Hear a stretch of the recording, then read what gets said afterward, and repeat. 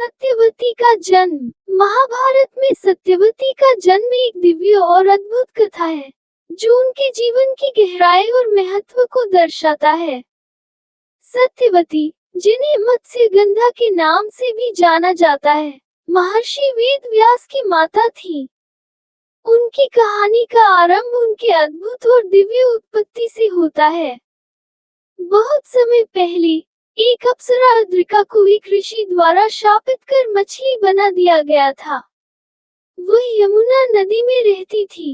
एक दिन राजा अपरिचय वसु, जो धर्मप्रिय और पराक्रमी शासक थे, जंगल से गुजर रहे थे। प्राकृतिक सुंदरता और दिव्य प्रेरणा के कारण उन्होंने अपने विचारों को स्वर्ग तक भेजा। उनका वीर्य एक चील द्वारा ले जाया गया, गलती से यमुना नदी में गिर गया। अद्रिका, जो मछली के रूप में शापित थी, उस दिव्य वीर्य को निगल गई। कुछ समय बाद उसने 2 बच्चों को जन्म दिया, एक लड़का और एक लड़की। एक मछुआरे ने अपने जाल में उन बच्चों को पाया और उनके अद्भुत उत्पत्ति से आश्चर्यचकित हो गया।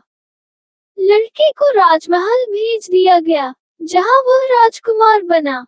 वही लड़की, जिसकी सुंदरता और दिव्यता स्पष्ट थी, मछुआरे के परिवार में ही रही। उस लड़की का नाम सत्यवती रखा गया। सत्यवती के पास एक अनोखी वरदान और श्राप था, उनसे मछली की गंध आती थी।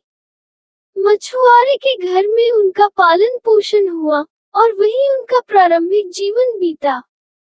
जैसे जैसे सत्यवती बड़ी हुई, उनकी सुंदरता और दिव्य प्रभाव और भी प्रकट होने लगे।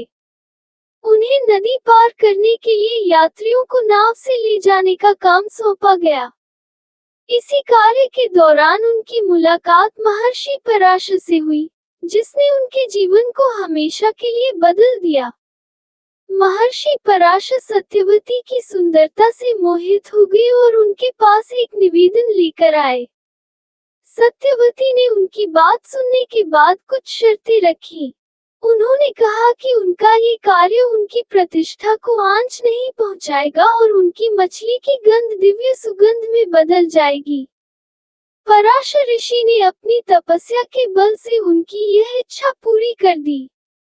सत्यवती ने एक पुत्र को जन्म दिया, जिसे द्वीप पर जन्म लेने के कारण द्विपन्न कहा गया।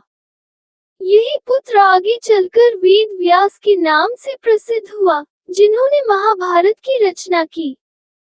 सत्यवती का जीवन नम्रता, दृढ़ता और भाग्य का प्रतीक है। एक मछुआरे की बेटी से लेकर हस्तिनापुर की रानी बनने तक, उनकी यात्रा मानव इच्छा और दिव्य हस्तक्षेप के गहन मिलन को दर्शाती है। ये कथा महाभारत के केंद्रीय विषयों में से एक है,